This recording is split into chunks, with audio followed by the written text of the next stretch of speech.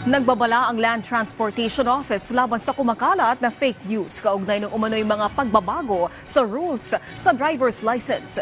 Giit ng LTO, walang katotohanan ang nasabing mensahe at hindi ito inilabas sa kanilang tanggapan. Nagpaalala ang ahensya sa publiko na huwag basta maniwala o mag-share ng anumang impormasyon na hindi beripikado. Ugaliin din aniya na sa mga opisyal na social media account ng LTO mag-check ng mga pinakahuling update. Una na rin nagpaalala ang LTO laban sa mga phishing scam na iligal na gumagamit sa pangalan ng ahensya. Hindi nagpapadala ang LTO ng abiso ng paglabag sa trapiko sa pamamagitan ng text message. Anumang mensaheng humihingi ng bayad o nag-uulat ng paglabag ay tiyak na peking impormasyon. Mag-ingat sa kahina-hinalang link at mensahe.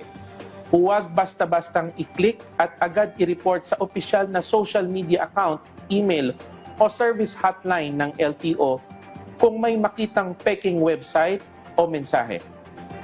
Kung sakaling mapindot ang link, agad na palitan ng inyong password sa LTMS portal, email at social media accounts upang protektahan ang mahahalagang impormasyon.